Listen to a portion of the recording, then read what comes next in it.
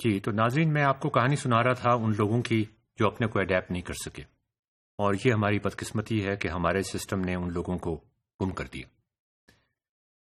سوال یہ پیدا ہوتا ہے، اور یہ سب سے اہم سوال ہے اس پورے کورس کا، جس کو میں آپ کے سامنے رکھنا چاہتا ہوں، اور جس کا جواب ہم آہستہ آہستہ دینے کی کوشش کریں گے، اور یہ سوال آپ کے ذہن میں ہر وقت موجود رہنا چاہیے۔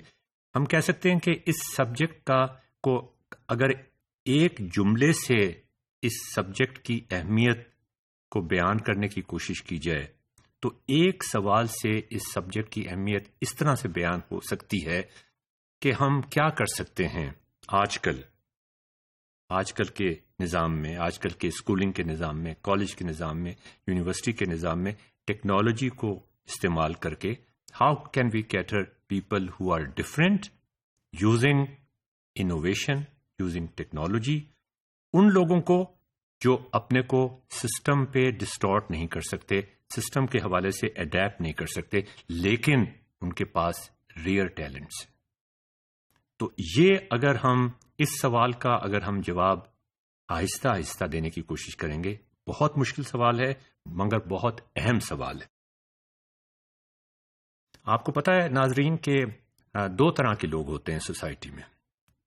ایک وہ لوگ ہوتے ہیں جو اپنے آپ کو سوسائٹی کے حوالے سے اڈیپٹ کر لیتے ہیں، وہ بڑے خوشحال ہوتے ہیں، ان کے پاس لمبی لمبی گاڑیاں ہوتی ہیں، بڑے بڑے بنگلوز ہوتے ہیں، دبئی میں وہ شاپنگ کرنے کے لیے جاتے ہیں۔ کچھ لوگ ایسے ہوتے ہیں جو اپنے آپ کو اڈیپٹ نہیں کر سکتے، بڑے انریزنیبل ہوتے ہیں۔ ساری پروگرس، برنارڈ شاء کا کہنا ہے، ساری پروگرس ان انریزنیبل لوگوں پہ ڈیپینڈ کرتی ہے، اس لیے کہ جو ریسورسز ہیں ہمارے پاس وہ لمیٹڈ ہیں۔ یا تو بہت تھوڑے سے لوگ ان ریسورسز کو کھا جائیں گے، یا پھر آپ کو انوویٹیولی ان کو استعمال کرنا پڑے گا۔ تو یہ ایک اہم چیلنج ہے۔ سسٹم فلیکسیبل نہیں ہے ہمارا جو موجودہ سسٹم ہے۔ جس اسکول کی میں بات کر رہا ہوں 60s میں، اگر آپ آج ایچسن کالج میں جا کے دیکھیں وہی سسٹم لاگو، کاسمیٹک چینجز کے علاوہ مزید کوئی چینج اس میں نہیں آیا، جس میں ہر بچے کو اپنے کو مولڈ کرنا پڑتا ہے، اپنے کو ڈسٹارٹ کرنا پڑتا ہے، جبکہ اس کا الٹا ہونا چاہیے تھا۔ الٹا کیسے ہونا چاہیے تھا کہ سسٹم کو اڈیپٹ کرنا چاہیے تھا ہر بچے کے حوالے سے۔ اچھا، اب نمبر آف میٹرک اسکالرشپ جو تھے وہ ایک کرائیٹیریا تھا اس زمانے میں ایک اسکول کو جج کرنے کے کہ بھئی یہ تو اس میں تو بہت سارے اسکالرشپس آتے ہیں، جیسے کہ آج کل number of as a level میں کتنے آتے ہیں یا او لیول میں کتنے آتے ہیں، وہ ایک کرائیٹیریا ہے۔ تو اس زمانے میں نمبر آف اسکالرشپ تھا جو میٹرک کے 300 اسٹوڈنٹس میٹرک میں اپیئر ہوتے تھے ہمارے اسکول سے۔ 300 اسٹوڈنٹ میٹرک میں ہوتے تھے ہمارے اسکول میں، اپیئر نہیں ہوتے تھے ہمارے اسکول کی طرف سے۔ اب یہ ذرا سوچیں، ان میں سے اکثر وہ بچے تھے جو اپنے کو سسٹم کے حساب سے اڈیپٹ نہیں کر سکتے تھے۔ تو ان کے بارے میں یہ کیا جاتا تھا، there were about 50 students who have distorted themselves and have adapted themselves according to the system۔ ان بچوں کا داخلہ تو اسکول کی طرف سے بھیجا جائے گا، جس میں بھی شامل تھا۔ جو باقی، اور ان بچوں کے ساتھ ایک اور بھی خاص عنایت کی جائے گی کہ جو سارے اچھے ٹیچرز ہیں وہ ان بچوں کو گروم کریں گے۔ ناظرین، یہ آپ اس کو نیگیٹولی نہ لیں۔ ایک اسکول کے ہیڈ ماسٹر کے لیے یا اسکول کی انتظامیہ کے لیے 60s کے اندر کیا چوائس تھی؟ یہ چوائس تھی کہ آپ سارے بچوں، 300 بچوں کو میں جو آپ کے بیسٹ ٹیچرز ہیں جن کی کمی اس زمانے میں بھی ہوتی تھی اور آج کل بھی ہوتی ہے اور ہمیشہ رہے گی، برابر کا ڈسٹریبیوٹ کر دیں۔ اس کا نتیجہ یہ ہوگا کہ آپ کے ریزلٹس تقریباً سب کے تھوڑے تھوڑے امپروو کر جائیں گے، لیکن اسکالرشپ کسی کا بھی نہیں آئے گا۔ دوسرا پوائنٹ آف ویو کیا تھا کہ آپ ایک 50 بچوں کا سیکشن بنا دیں جن کو آپ کہیں کہ دس از اوور اسٹار سیکشن، اور ان کی آپ اپنے بہترین ٹیچرز کو کہیں کہ ان کی تیاری کروائیں اور کوشش کریں کہ وہ سارے اسکالرشپ حاصل کر سکیں۔ تو یہ ماڈل وہاں پہ اڈیپٹ۔ اب ٹیکنالوجی ہمارے پاس ہے، اب ہم ان بچوں کے لیے بھی بہت کچھ کر سکتے ہیں۔ اگر ٹیچر ہمارے پاس اتنے اچھے نہیں ہیں کہ وہ اسٹار بچوں کے علاوہ کسی اور کو، تو ان ٹیچرز کی کمی کو بھی ہم ٹیکنالوجی کے ذریعے سے پوری کر سکتے ہیں، اور یہی جیسے میں نے آپ کو بتایا ایک بہت بڑا مقصد ہے اس کورس کو پڑھانے کا۔ اچھا، ان 50 جو اسٹار بچے تھے، جو اسکالرشپ حاصل کرنے والے بچے تھے، ان میں سے 15 بچے ایسے تھے، 15 یا 20، جن کے بارے میں ان کو پتا تھا کہ انہوں نے تو اسکالرشپ حاصل کرنا ہی کرنا ہے، تو ان کو بھی انہوں نے الگ کر دیا تھا۔ مجھے یاد ہے کہ میں بھی ان میں شامل تھا، میں نے اپنے کو اڈیپٹ کر لیا تھا۔ 6 7ویں میں تو میں اتنا اچھا نہیں تھا پڑھائی میں، لیکن 8ویں جماعت کے بعد میں نے اپنے آپ کو اس قابل بنا دیا تھا کہ میں ٹاپ پوزیشن پہ آیا کرتا تھا۔ تو یہ وہ بچے تھے جو میٹا کوگنیشن سے واقف ہو گئے تھے کہ اپنی لرننگ کو خود سے کیسے کنٹرول کر سکیں۔ تو ان سے کہا جاتا تھا کہ آپ کلاس میں مت آئیں، آپ کے لیے یہ ویسے اس زمانے میں ایک بڑی ریولوشنری چیز تھی، آپ ذرا سوچنے کی کوشش کریں کہ ان سے کہتے تھے کہ یہ جو کلاس روم میں ایک لیکچرنگ ہوتی ہے نا، سب لوگ خاموش بیٹھے ہوتے ہیں بچے، اور ایک ٹیچر لیکچر، آپ اس میں فٹ نہیں ہوتے۔ آپ جا کے گراؤنڈ میں بیٹھ جائیں، آپ چاہے جھولوں پہ جا کے بیٹھ جائیں، آپ کسی درخت کے اوپر جا کے لٹک جائیں اور وہاں کتاب لے کے بیٹھ جائیں، آپ جو چاہیں کریں، اس لیے کہ ہمیں پتا ہے کہ آپ بالکل ہی مختلف ہیں۔ تو یہ ایک اس میں فلیکسیبلٹی تھی جس کو ہمیں اپریشیٹ کرنا چاہیے۔ They were treated differently. انہیں کمپلیٹ انڈیپینڈنس حاصل تھی، بہت پریولیجز حاصل تھے ان کو کوچنگ کی ضرورت نہیں تھی۔ باقی جو 50 بچے تھے، 50 میں سے ان کو نکالنے کے بعد ان کو کوچنگ کی ضرورت تھی اسکالرشپ لینے کے لیے، اور اس کے علاوہ جو 250 بچے تھے ان بیچاروں کو پاس ہونے کی ضرورت تھی، اور ان کو بے یار و مددگار چھوڑ دیا گیا تھا، ان کا داخلہ اسکول کی طرف سے نہیں جاتا تھا۔ تو میجورٹی کو اسٹیپ چلڈرن کے طور پہ اسی وجہ سے سمجھا جاتا تھا، اور اسی وجہ سے جب 50 بچوں کا داخلہ جاتا تھا مسلم ہائی اسکول کی طرف سے تو رزلٹ 100% ہوتا تھا، اور اسکالرشپس 20-25 ہوتے تھے، جو بہت بڑی بات تھی۔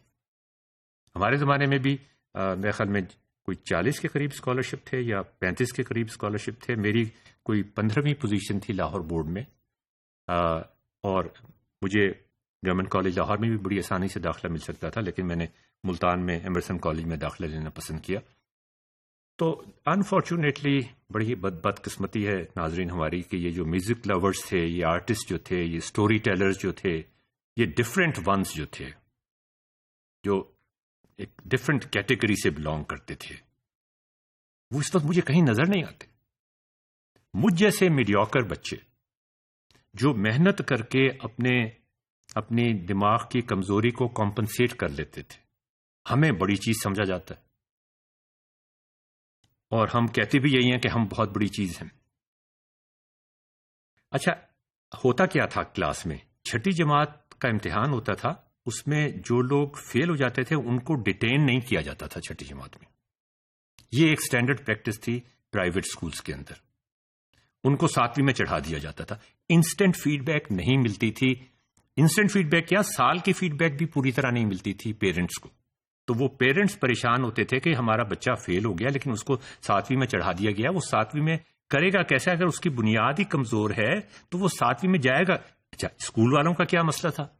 اسکول والوں کا مسئلہ یہ تھا کہ اگر ان کو 100 بچوں کو وہ ڈیٹین کر لیں تو پیچھے سے جو 300 بچے ان کے کے جی کے اسکول سے آ رہے ہیں اور پرائمری کے اسکول سے آ رہے ہیں، 300 بچے جو پیچھے سے آ رہے ہیں، ان کا کیا بنے گا؟